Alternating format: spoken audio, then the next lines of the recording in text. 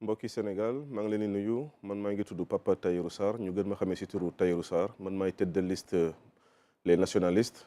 tey dañoo toog ak yéen di waxtaan ak yéen ci mbiru Sénégal ci mbiru maanaam njëriñu Sénégal pour sénégalais mais tamit maanaam dooley sénégalais ci biir Sénégal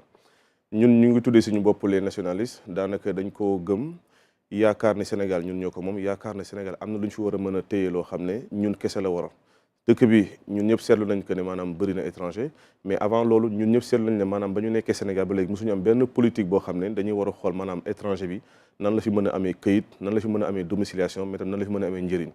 loolu nag mooy suñu proposition bu gën a importante daanaka ci élection yi mooy fexe ba étranger bu fi mënti dugg nga mën a bindu mën a am lu ñu wooyee maanaam carte de séjour boo xam ne dina la defal benn gafaga dina defal état bi defal sénégalais yi defal njëriñu trésor public benn gafaga boo xam ne dañ ko mën a dugal ci réew mi ba nga xam ne étranger bi du ñëw rek taxañ après yóbbu dëkkam mais day ñëw mën fi nekk ci sécurité mën fi tamit maanaam yéene sécurité tamit maanaam ñun doomu sénégalais yi ba nga xam ne dina bindu dina am këyit dinañ xam adresse am dinañ xam fan la dëkk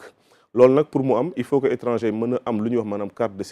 séjour mooy këyit buy firndeel nekkinu étranger bi fii nag dëkk soo fa demee da nga war a mën a am këyit mais ba ñu nekkee Sénégal ba léegi ba ñu amee indépendance ba léegi Sénégal mosuñu am politique gu maanaam jox étranger këyit te dafa jot ci loolu benn dina fexe étranger bi dina mën a ñëw bindu ñaar dinañ xam ne maanaam ci commissariat yi seen empreinte ñi ngi fa parce que ñun suñu seetloo baax ñun doomu sénégalais yi ñun kese la suñu empreinte nekk ci biir commissariat yi mais am na ay millions d'étrangers yoo xam ne ñi ngi fi te amuñu benn empreinte biir Sénégal te loolu daanaka du yoon loolu lu si njëkk beneen bi mooy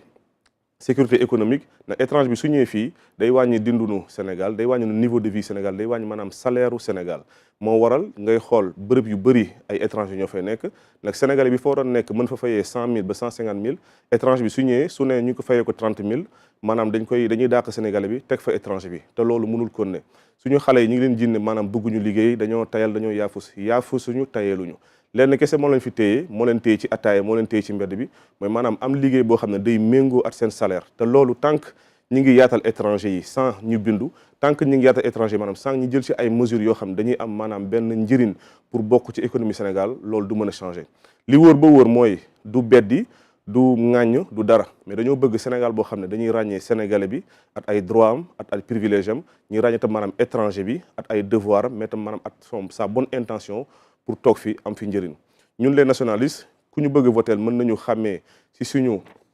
bulletin bi nii man maa ngi ci tudd Papa Tahirou Sarr ñi ngi ma gën a xam ci turu Tahirou Sarr mooy bulletin bi ànd ak xobu nebedaay bi mu neex a xàmmee neex a ràññee di leen woo ci maanaam essentiel ci Sénégal ñu sécuriser suñu dëkk mais tam jiital suñu doomu réew jiital tam maanaam njëriñu Sénégal ci biir Sénégal